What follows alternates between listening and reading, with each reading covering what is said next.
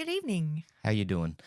We have got a special episode tonight. Yes. We're following up the thing that we recorded last night. Yes. That was the worst films of 2024. Mm-hmm. And today we're doing the best films of 2024. We thought we'd get in there before the new year, so we'll leave it to the very last second. We'll get there.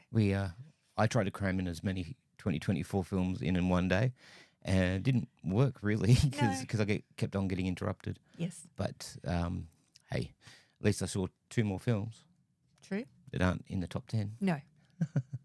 Before we start the top 10, we like our worst films of 2024.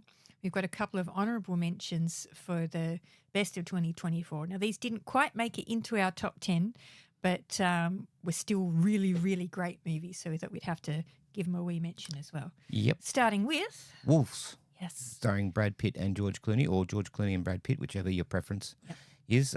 That was a surprise. It was good fun. Yeah, they don't make them like they used to. No. And it was more like an Ocean's film than... It was like a heist movie. Yeah. And I just thought their chemistry's off the charts. Yeah. They should... I want part two. I mean, it's Apple TV. Yeah. And it didn't come out at the cinemas, which is a damn shame because I would have loved to have seen this at the big it would have been a screen. Great movie to see on the big screen. I mean, it's Brad Pitt and George Clooney in their charming best, both playing fixers. And I tell you, if you were going to cast Brad Pitt or George Clooney in any role, you know, a charming, suave fixer is what I have in my head. A capable guy. Yeah. A guy that can withstand any situation that pops up and have a solution for it. Yeah. And is so charming you can get out of any tricky situation. But yeah, if you like the Oceans movies, watch this one. You'll have a fantastic time. You will. And next, honourable mention? One of the later entries of 2024, we have Heretic, starring Hugh Grant. I was very excited about this movie when I first saw the previews because I thought, what a fantastic idea. Hugh Grant, you know, the... charming British guy. Charming British fop of the romantic comedies in the 90s playing a bad guy. I thought, I bet he does a marvellous job. And he did not disappoint. No, he was fantastic. Yeah. I mean, there were elements of the film that prevented it from being in the top 10. Yep. But all in all, that was a great watch. I mean, I was enthralled. Yeah. If you're not a particularly religious person or you've been religious and you question religion and, you know, the history that goes into all of the different religions, you'll get a kick out of this movie. It's very well written. It is. Very creepy. Very creepy. And the next one is... Yeah, it's Oddity. Yeah. Sorry, I can't even read my own handwriting. Now, this was a great, scary movie. If you've got Shudder, watch this film. If you don't have Shudder, watch this film. Yeah. It is. It's about a psychologist in a mental institution, and his wife's renovating a castle that they bought. And it only seems to have one floor, but it's a castle. Go figure. And late at night, she is, renovating, and she just hears weird things. And like, it's like a ghost. Like, you know, it's like everyone says it's haunted. And then she hears a knock on the door, and she goes to the door, and it's one of the patients in the psychiatrist's hospital, and he's been keeping the tabs on the place, but he actually tells her that he's seen someone walk in the place and is still there.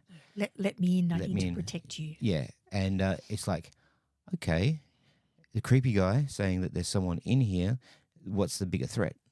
And things don't go well for her. No. And flash forward a year later, and the psychiatrist's husband now has a new partner, and the twin sister of his deceased wife. I'll ruin it for you. Spoiler alert. She owns an oddity shop, like a curio sort of shop.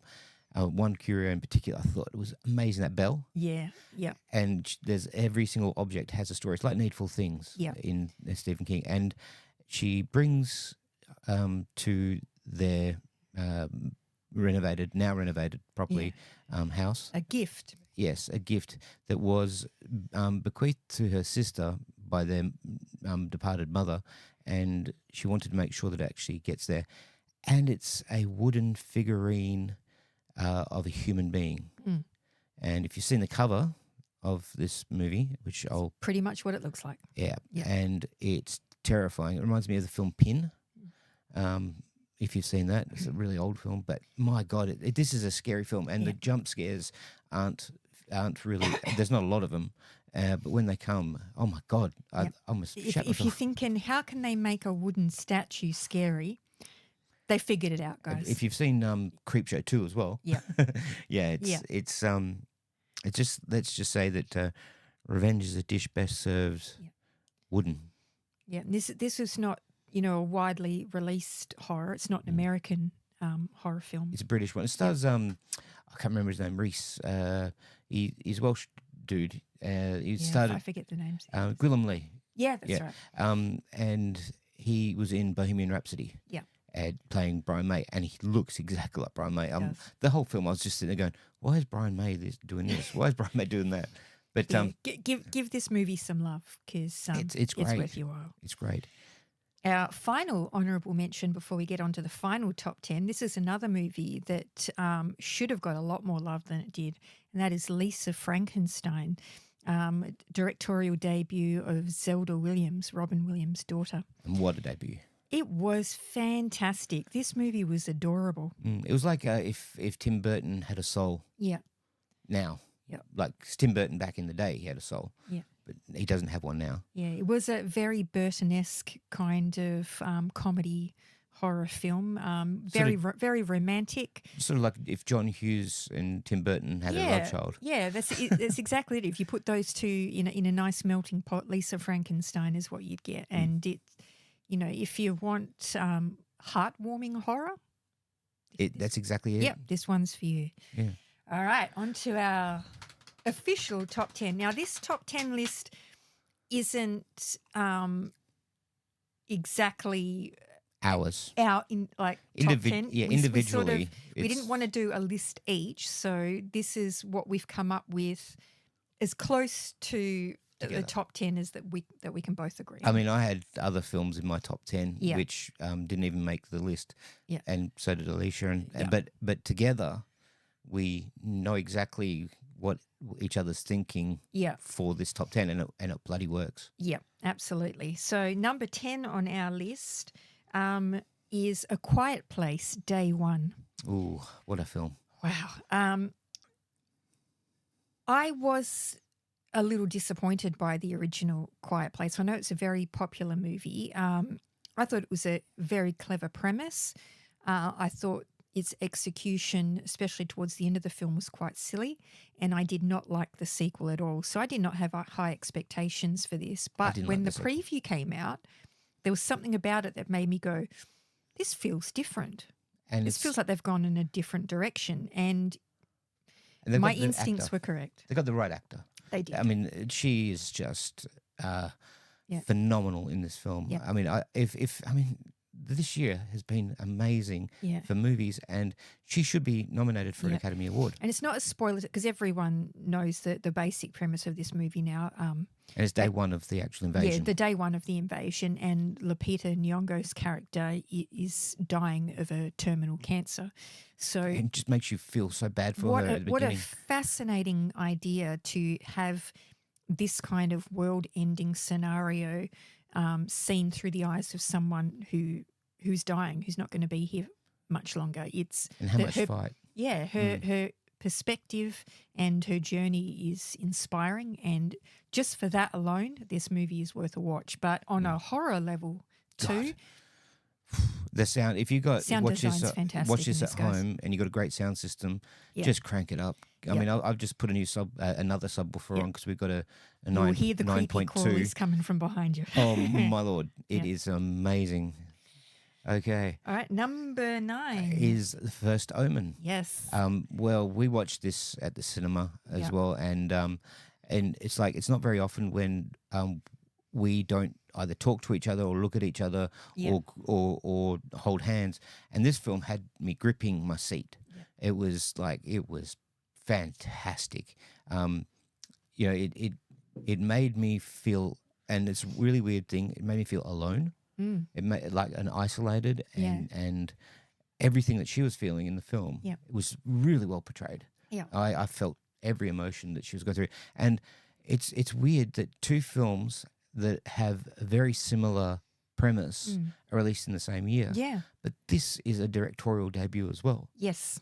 And I've got to say, the girls have it this year. They really do. You actually find that a lot of our top 10 movies this year are directed by women. So brava, ladies, brava. I'm so happy that Hollywood is now giving them a right to go, because if First Omen is anything to go by,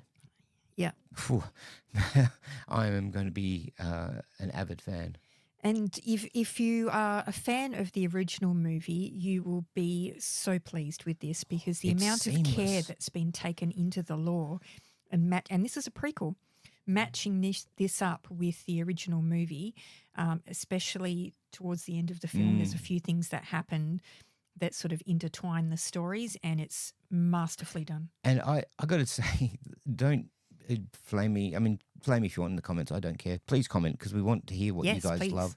I watched The Omen straight after this the next day, and I got to say that's not as good a film. I actually would have to agree. I mean, it's Richard Donner, our favourite, and it's not actually as well crafted as I remembered. Yeah, the pacing isn't as good either. Off. It's really off. Yeah, the first Omen is works at a cracking pace from start to finish. So, you know, if you even like The Omen a little bit, then please see the first Omen. I liked The Omen 2 much better than the original. And a lot of people do. Yeah, and I mean, but The Omen, I mean, it is iconic. They do have the iconic scenes and everything. It's like, it's all for you, Damien, and all that. So, but just to seamlessly go into that film, that's impressive. Yeah.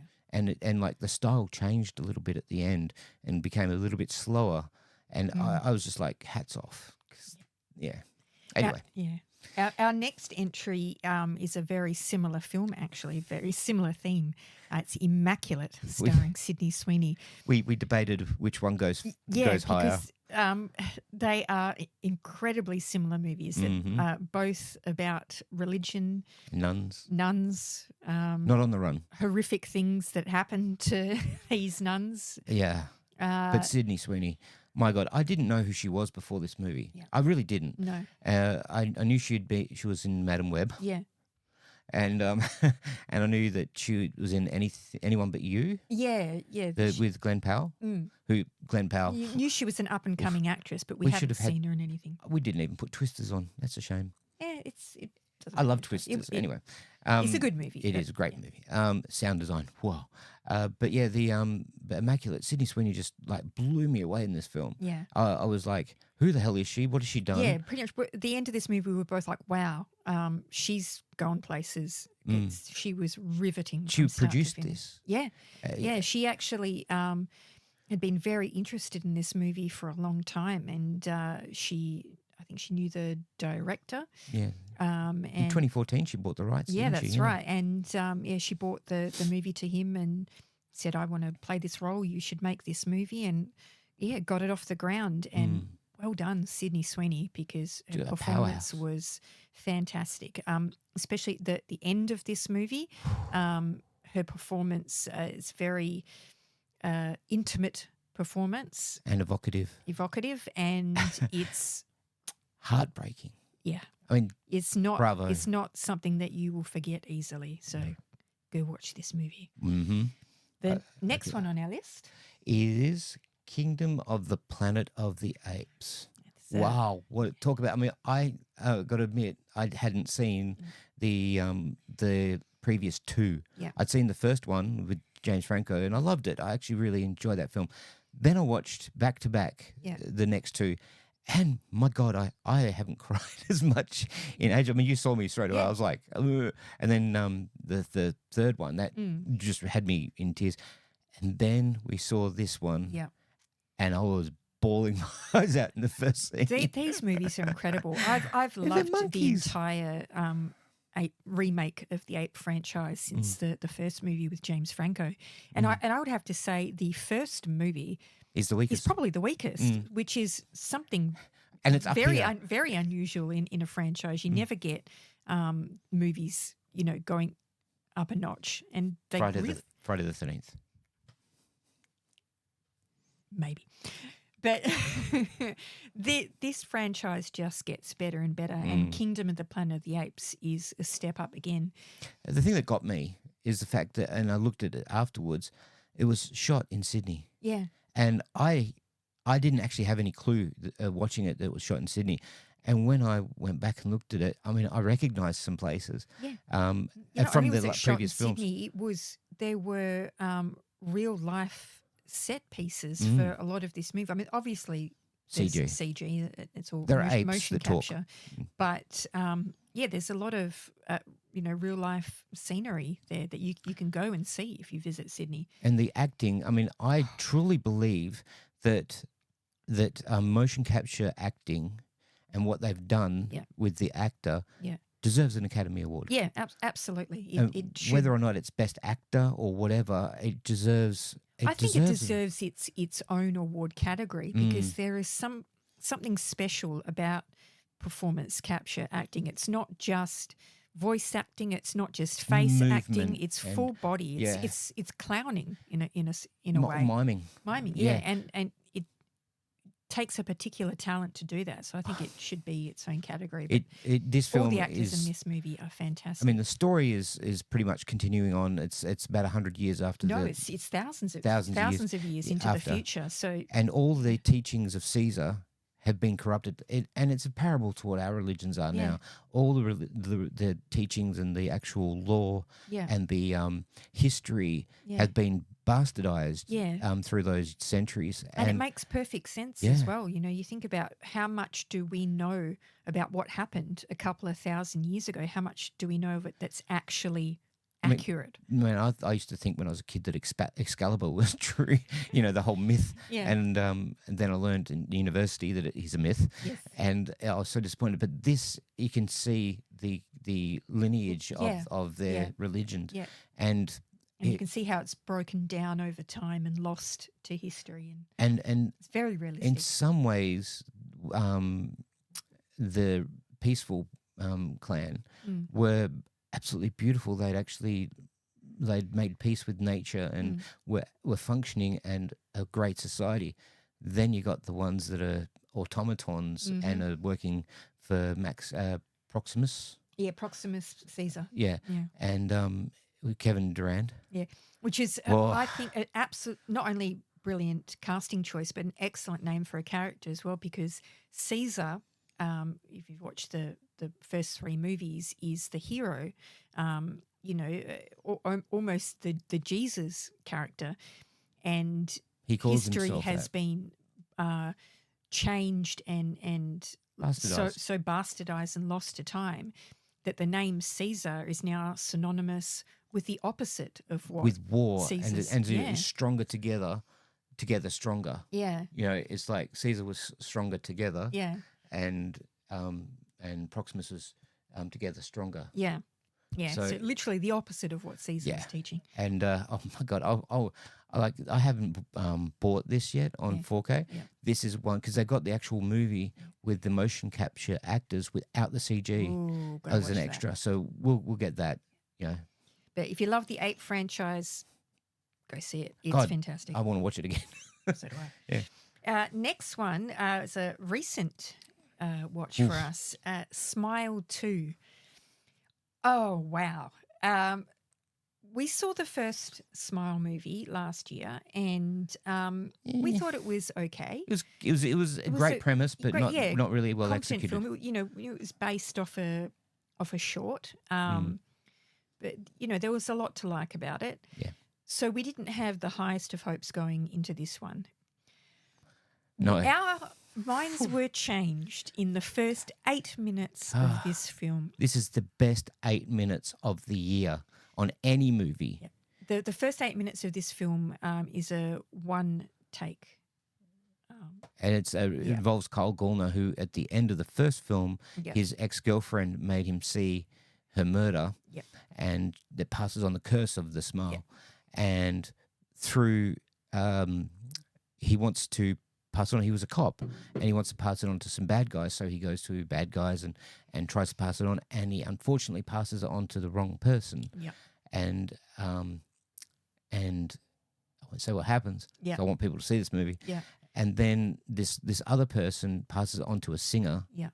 Named Sky. Yes. And Sky starts to go through the actual daily getting worse torment of the curse. And there is a couple of scenes in this movie that if you are getting goosebumps, if you have issues with things like spindly things like spiders or old people that move in a weird way. Oh yeah, I know the scene you're talking about. Yeah, it's horrifying. Like literally, I was horrified, and I was like sitting there. Send shivers up your spine, kind of. I was almost scares. like, no, don't. I was like I'm saying no to the screen because I was like, it was terrifying. Yeah. So this movie is actually chock-a-block full of jump scares, but the biggest scares are not the jump scares. They're the ones that are just creepy and insidious and get right down your back. And Naomi Scott is she should get an Academy Award nomination. Yeah. Absolutely just phenomenal in this role. And I mean it's in our top 10. Should have been top 5, but my God, there is a very, very strong top 5. Yes. And My and getting into that top 5, this is your one. This is a movie Warren was looking forward to all year. It was I'm born on Halloween, so October 31st. She's just checking her phone. October 31st, and this year in Australia, a film came out on my birthday, and this is what I wanted for my birthday was to go see this movie, and it's called Saturday Night. And you might notice that I'm Chevy Chase and you're not T-shirt because this tells the tale of the 90 minutes before the very first episode of Saturday Night Live, or it was called Saturday Night back in the day, and when it first aired in 75. And it was it October 11th, 1975, and it tells you it goes on air at 11:30. Yep. And it tells you from 9:30. Yep. From 10 o'clock. 10 o'clock. Yep. All of it's in real time. Yeah. And just the acting and the frenetic pace and the of this detail. movie. Oh my God, the detail. It was Jason Reitman. Yeah. And like I loved Afterlife, Ghostbusters Afterlife. Do you know it was okay? He's done quite a few films that are lauded. Yeah. I watched it with the wrong person at the wrong time. Yeah. But Ghostbusters Afterlife, I champion that film. Everyone gives it crap, but I mean, Paul Rudd in a Walmart, and some marshmallow people. That's perfect to me. And then Frozen Empire came out this year, who was directed by Gil Keane, his writing partner. Yeah, and that was pretty awful. Yeah, I mean, I'm going to give it a second chance. I will watch it again, but it was disappointing. I was so crushed. Yeah, because I'm a huge Ghostbusters fan. It's the first film I watch every year on January 1st. And when I heard that Gil Keane and Jason Reitman were writing this film and Jason Reitman was directing, I was like, Jason's directing? It's okay. And I waited all year to see this movie, and bloody hell, I loved it. Yeah, I'm such a fan of Aykroyd and Belushi and Chevy Chase. We're huge Saturday Night Live fans. We watch. There's a YouTube channel called the Saturday Night Network. Shout out, boys! Fantastic job you guys are doing. At the moment they're chronicling every season of Saturday Night Live. They're up to season 18 at the moment. So seriously, go watch their stuff. It's if you behind the love Saturday Night scenes Live. stories and what's happening in the world at the time and all that. It's such a deep dive. It's so we're huge fans. Yeah. So we knew a lot about this first episode, and they got it right anyway. And wow, the attention to detail and the actors. What's Dylan? What was his name? Dylan O'Brien. Yeah. His Dan Aykroyd is just phenomenal. Yeah, the way that all of the actors just dove and into Chevy. these roles. But the thing is, they weren't Caricatures. They made the characters their own, and consequently, you could you fell in love with them more. It seemed more realistic. It did. And Yeah. when we watched back the first episode of SNL again, that episode, Yeah. it just made me have warm and fuzzies. Yeah. And it felt like, oh, I know him. Yeah. He's my mate. Yeah. So just seen on the screen. It makes you feel like you're part of the family. It does. And this is my personal favorite film of the year that's not horror, yes. because horror just dominated this year for me. But this is, as a normie film, this is my favorite. I can't wait to buy it. My favorite non-horror films coming up. This was definitely up there. This was Such a joy. yeah. On my birthday as well. Yeah, It was such a great It's like, present. not only was it a cracker of a movie, it was fun. It was just good fun. And you don't get that much Yeah. anymore.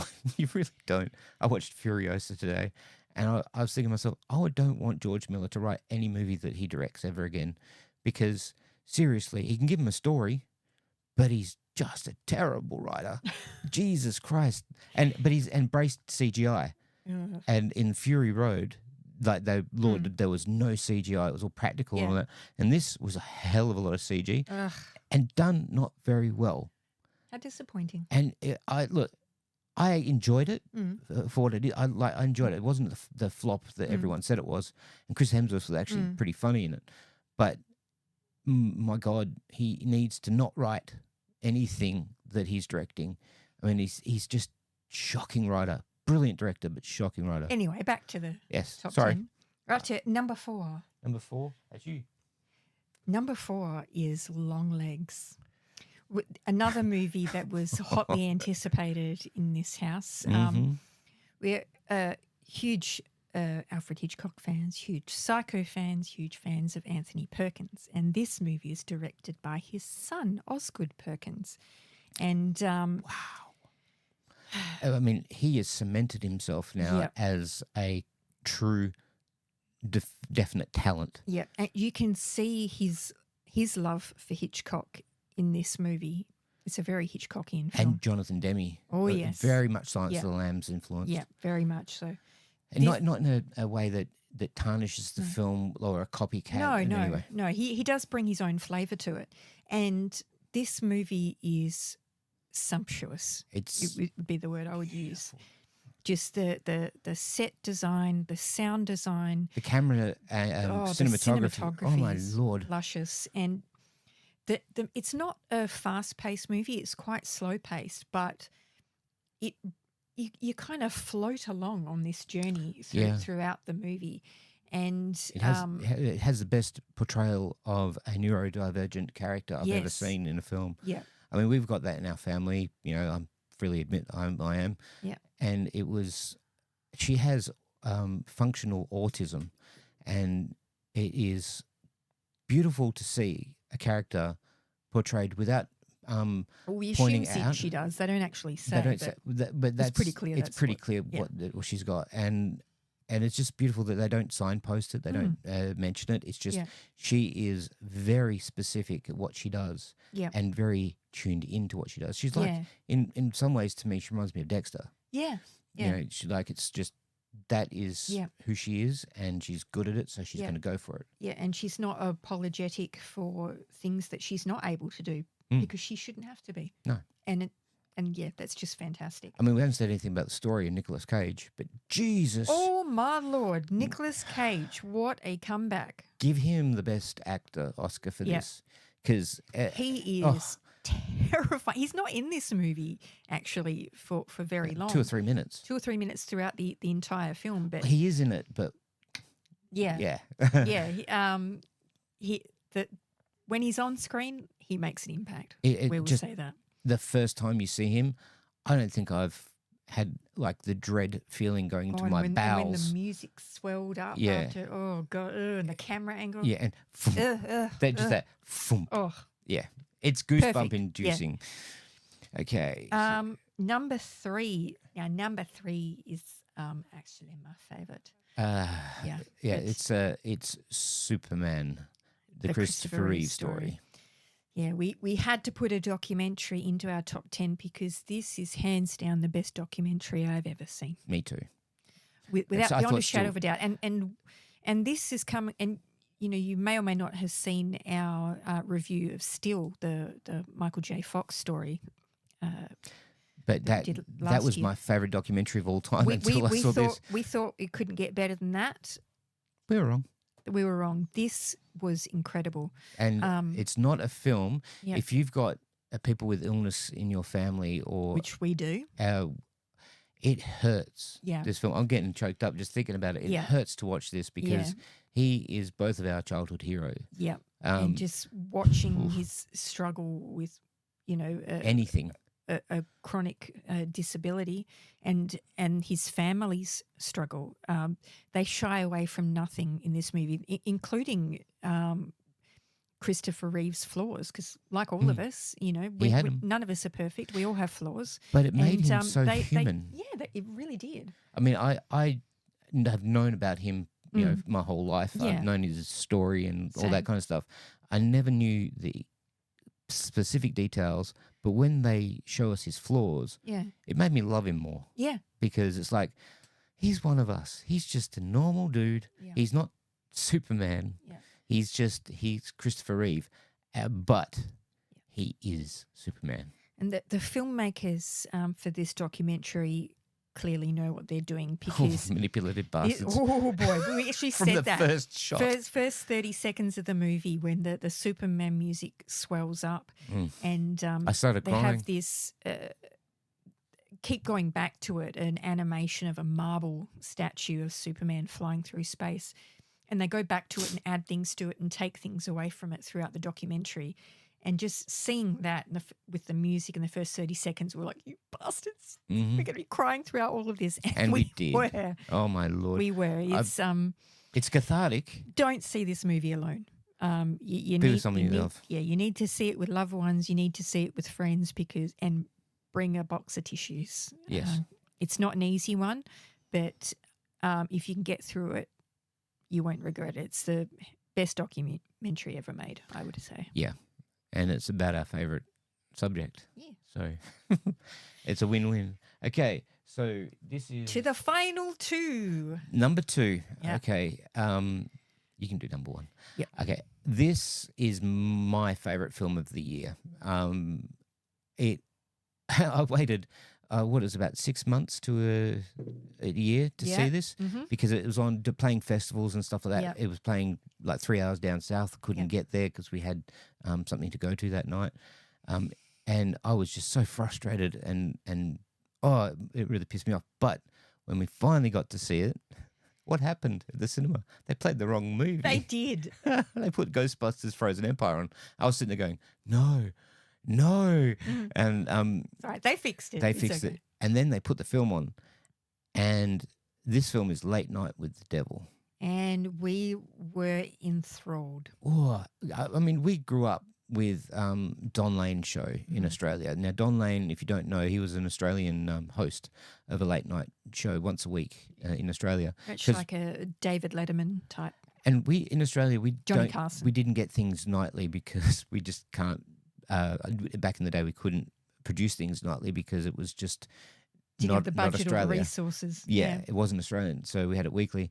And we only heard of Carson and Letterman and all that until the 90s, really. Yeah. We didn't get any of the shows from America, but we knew, and we knew through, video store tapes and all that Yeah. kind of stuff. This film is so damn accurate to the time period. It's set in 1977, and it's a Jack, what's his name? Delroy. Delroy, yeah. And Jack Delroy, he's the late night host. And the previous year he'd lost his wife to cancer, and he was absolutely devoted to his wife. And people are like, the ratings were dropping and all that kind of stuff, and he lost his wife. And he's basically taken a year off to grieve her, and he's coming back with his annual Halloween episode, and that'll be a ratings boom because it's not only is he back, it's on Halloween, his favorite night of the year, and he can make spooky jokes and things like that. And it doesn't have a very big setup, but the devil is in the details. Yes. And Ba-dum-tsh. yeah, and it's very meticulously made. Like Yes. this is the most detail I think I've seen a film for a time period. I mean, David Desmalchin is American, and everyone else in the film is Australian, Yes, and they are flawless accents. absolutely flawless. I didn't realize it was made in Melbourne. No, I knew that. Well, I didn't like Yeah. I like I did and I didn't. I knew Mm. that it had something to do with Australia, Mm. but I didn't know it was actually made in Australia.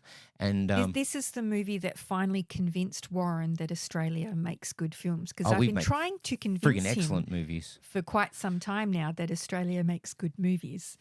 And despite the wealth of evidence, This he, one he turned just, me. He just wouldn't hear it. But hey, Late Night with the Devil finally turned My him. favorite thriller of all time Mm. is Blowout. My second is Road Games, and that's an Australian movie. There you go. So I will say this film is by far my favorite.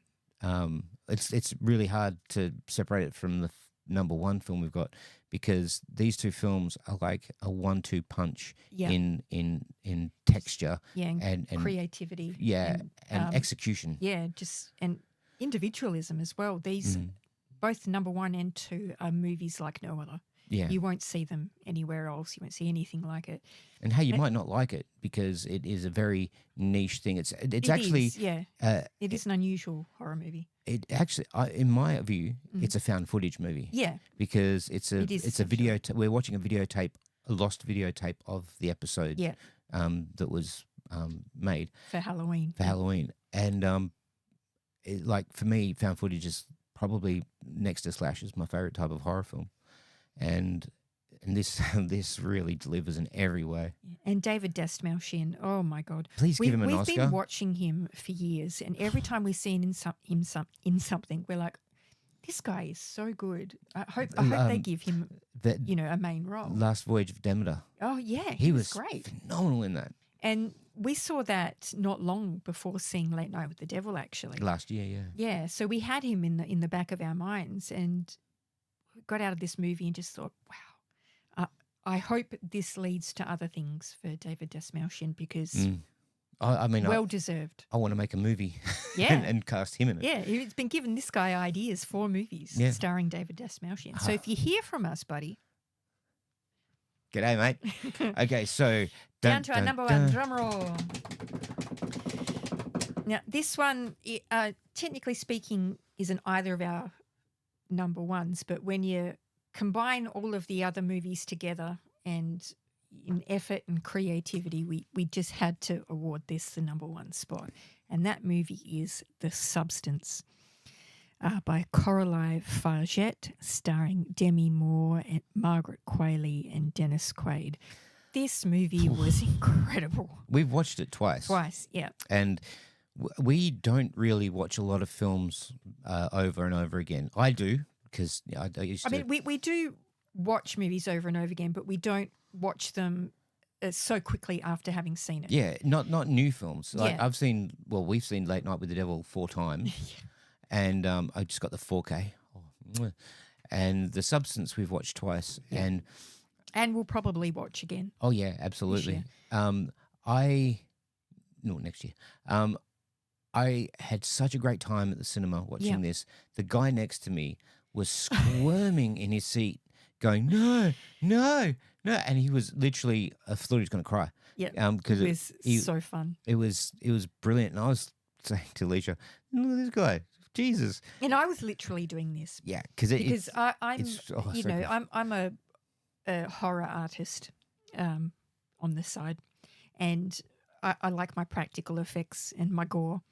So to see a horror film with not only good practical effects, but Great so performances. great performances and so many practical effects, it was just yay for special effects It was artists and prop makers. it was eye opening, and it starts very subtly. Mm. The effects. It's like it reminds me of The Fly. Yeah. You know, this just little build up, piece by piece by piece, Yeah. and the substance. I mean, the actual substance of the film is something that you inject yourself, and you basically get another clone. The first shot of the film is an egg that gets the substance put into it, and it clones another egg, and it's supposed to be the younger, better version of yourself. And every 7 days, you're supposed to swap back. Like the younger version will have control the consciousness, and then it goes back to the original person. Yeah. And what happens if it's not done on time? Yeah. Or, you know, one gets jealous of the other, Yeah. things like that. And it just snowballs into one of the most gross and satisfying endings I've ever seen. It's an incredibly clever storytelling around the being a woman, being an actress, being aging in that industry, what that means for all of us, what it means to age and be ignored after a certain time, and what that does to your mental health. And how incessantly evil some men are. Yeah, and insidiously so. Yeah. And this movie is... I did say some men, Yeah. because I know I'll get complaints. Yeah, it's interesting. It's all men. There has been some critique from, well, let's face it, male Incels. movie critics who Incels. have, You're all incels that don't like this movie. yeah, If you don't negatively critique this movie because they think it's bashing men, and It's not. It's really not. There are some lovely men in this movie. like it. Yeah.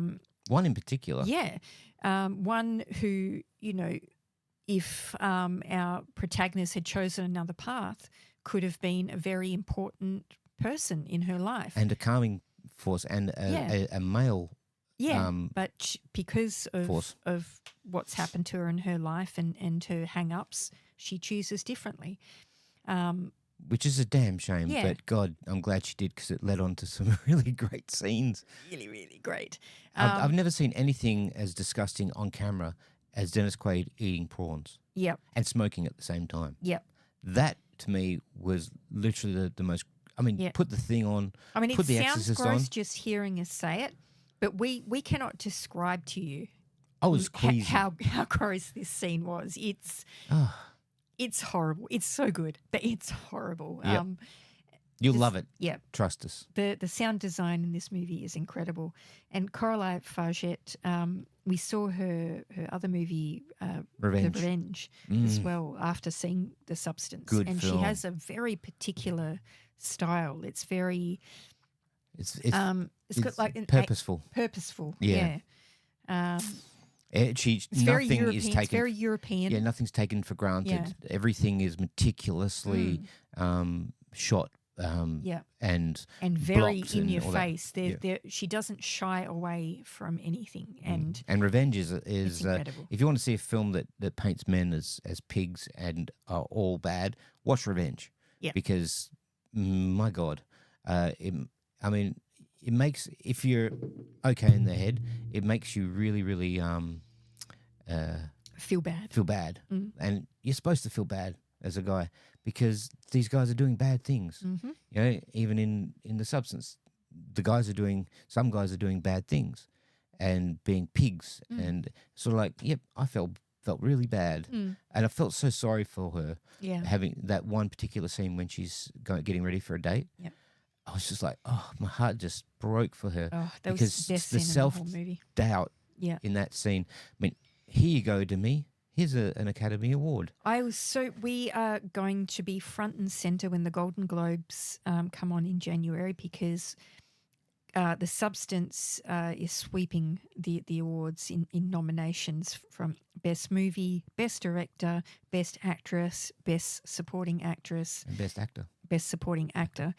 And it deserves to win every single one of them, and I hope it does. It might not, because they're frightened of horror in America, and they're frightened and female of directors. they're frightened of the reflection Yes. up to them. Oh, yes. So they might be scared of that. But it's 2024. Yep. You know, there could be progression. Yep. And in Would be 2025, fantastic if it did win. if 2025 brings some recognition for this movie and the themes that are connected to this movie, then we will have progressed as a society. Cross fingers. I can't do that. I've got arthritis. But that's our list for 2024. And if anyone is wondering why we didn't mention Nosferatu, is because we don't get it in Australia till June? January 1st. January. Okay. Next so in 2 days. 2 days. So So we can go see it in 2 days. yeah. So technically, the new year. Yes. Don't worry, we will review it. And it probably will be the best film of next year by all accounts of the people that have said. But I'm looking forward to that one. But until then, we are signing off for 2024. We'll see you in the new year. Our next video, we will be previewing what will be Our stuff. Yeah, what the upcoming content for 2025. So, because we're going to change things up a little bit, but this will still remain. Yeah, we'll just be adding a few elements. So look forward to that. And if you haven't already, watch our worst of 2024 and our latest shitcast. And like, subscribe, and comment. Please. We want to hear your top 10s. Yes, I want to know. I want people to argue with me. Yeah, because this is fighting. We'll defend our list. We'll defend absolutely. Anyway, so for me, guys, stay hydrated and have a great New Year's. And remember, leggings are not pants. Even when you've had too much to drink and you're unconscious on the floor, covered in your own vomit. Still no. Happy New Year. Bye.